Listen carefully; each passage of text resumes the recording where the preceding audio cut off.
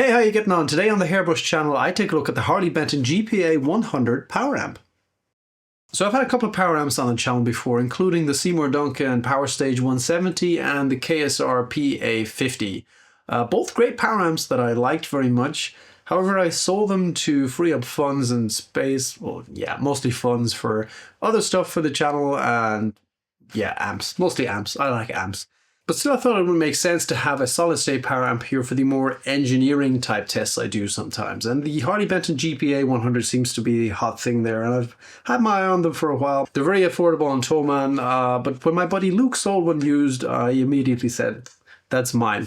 So here it is now, and what I want to do with it is, I want to use it with a modeler, my Fractal FM3 here, because that would be, in my mind, the primary purpose for this unit, but also use it as an analog preamp. Problem is I don't have an analog preamp here, but I've thought of a fun test how I can simulate one, so stay tuned for that. I'd say its main competitor is probably the Seymour Duncan PowerStage 170. However, this is a fraction of the price, but also more powerful, and that's where these naming conventions are a bit confusing perhaps. The Seymour Duncan PowerStage 170 is rated at 170 watts on a 4 ohm cab.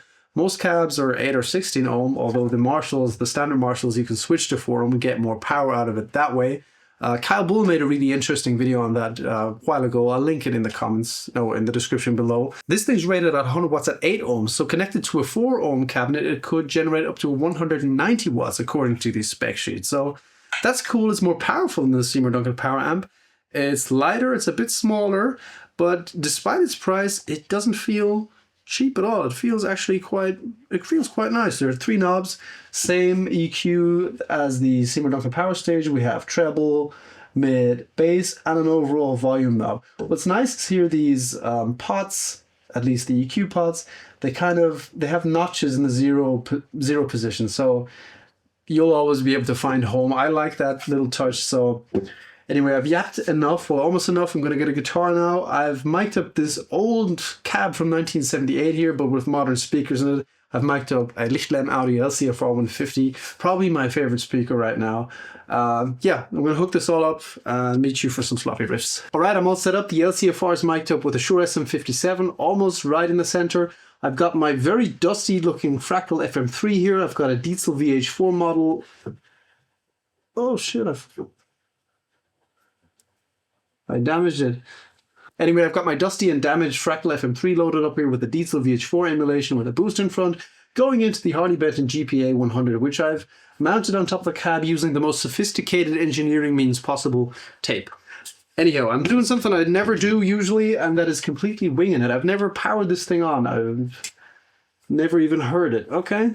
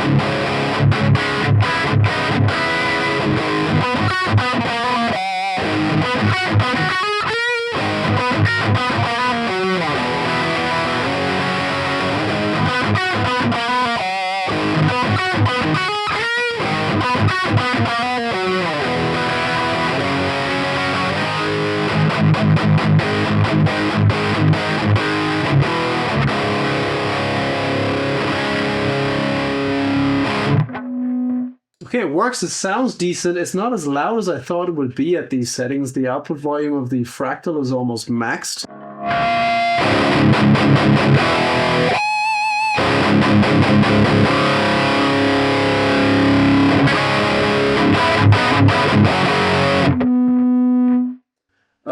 And as you can see, there's not much more left from the volume knob.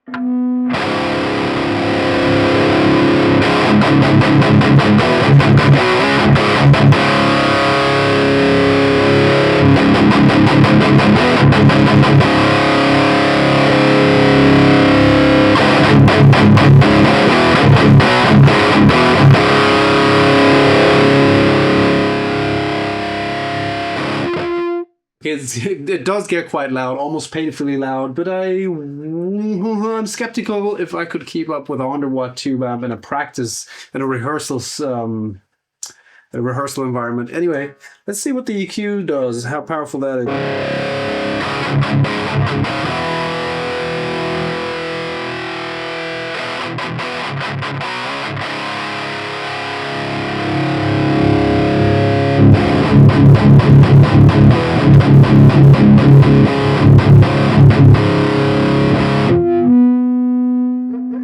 Okay, the bass knob is very powerful. You can suck out all the low end, or you can add a whole lot of low end.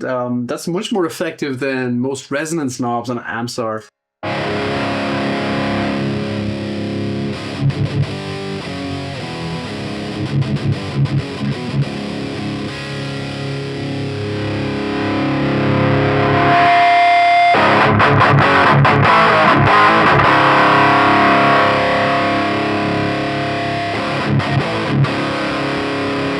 Also very effective, obviously, all the way from completely scoop tone to very painfully honky.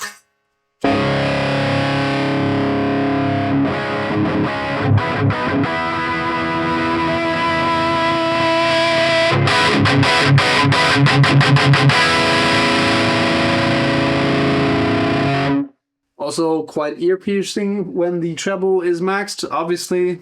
That's, yeah, Captain Obvious. Yes, and the treble is just as powerful as the other knob. So that gives us a lot of options for dialing our sound.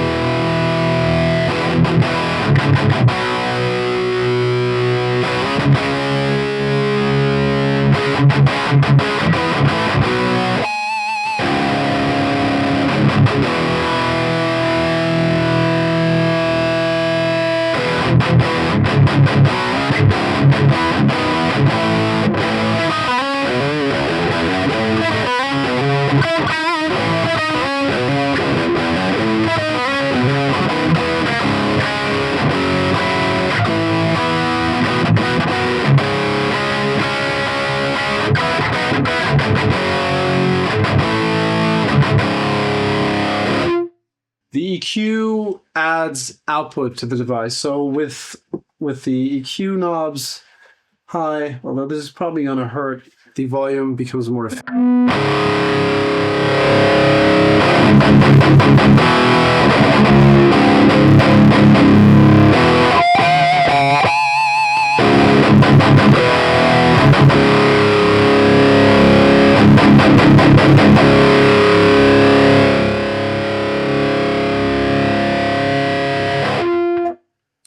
So yes, definitely loud. In fact, the whole room started shaking. My headphone case that was resting on this guitar case here fell off and was vibrating the whole thing. So okay, yeah, it works. It makes things loud.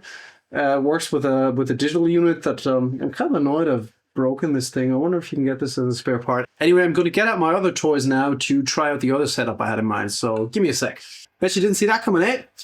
Well, usually I like to compare the gear that I test against some kind of reference. And, you know, I don't have an analog preamp as such, and I don't have that many standalone power amps, but I have something cooler than that. I have two Diezel Herberts. This is a Diezel Herbert Mark II, and this is a Diezel Herbert Mark I. It's one of my earliest YouTube videos where I compare these two. These amps are kind of responsible for me starting the channel in the first place. The idea I have is this.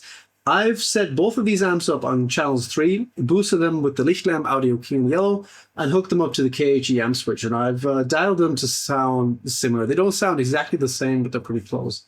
And, well, they sound like this.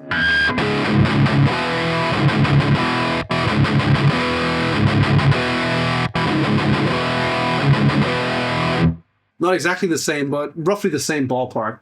And what I'm going to do now is, on the Diezel Herbert Mark II, I'm going to take the effects loop send or preamp out and feed it into the Harley Benton GPA100 and feed that into the KHE switch. I'm going to hook this amp up to a lower the power amp just for safety reasons, but you're not going to hear the Diezel Herbert Mark II's power amps anymore. So we're going to compare the Diezel Herbert Mark I channel 3 as it is against the preamp of the Diezel Herbert going into the Harley Benton GPA100. So yeah, that's what we're doing.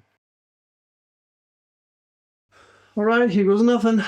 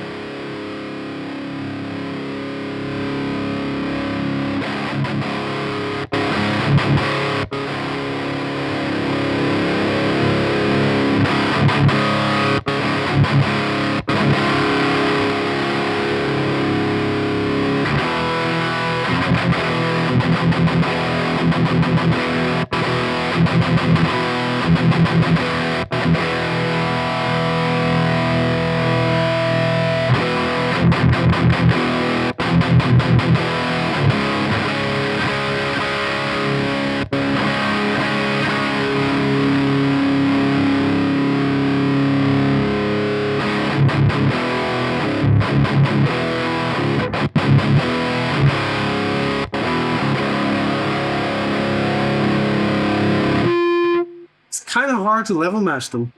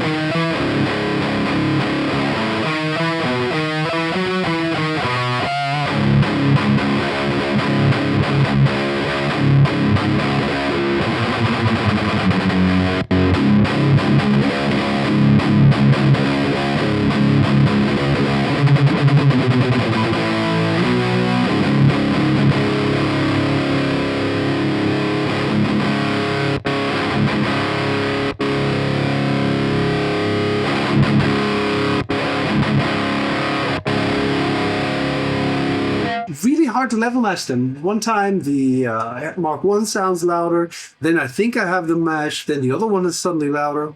I'm actually quite impressed how well the Harley Benton GPA100 actually holds up in this scenario. Of course, it can't really compete with a full Diezel power amp or Diezel amp in general. I mean, the transformers in these things are so huge that they weigh about as much as the moon. And I'm actually positively surprised this cabinet hasn't been crushed to dust yet, because these amps are so heavy. Does it sound exactly the same? No. But is Class D amplification a war crime, as one guy commented on my speaker break-in video? I don't think so. I think it does the job pretty well. And considering that it only costs 79 euros new on Thoman's website as I'm filming this, that's pretty impressive, and it doesn't feel cheap either. I hope you enjoyed this little test. It's a lot more quick and dirty than I usually like doing these things. I hope it was still of value to you. The reason is I am lending my Diezel Herbert Mark II to a friend in 2 days, and he's letting me borrow his Mesa Boogie dual rectifier, so that's going to be a lot of fun. I'm going to use that for a few videos. And I can't think of anything more to say off the top of my head other than if you want to buy one of these things, use my affiliate link, please. Thank you so much for watching, and I hope to see you in the next video. Bye!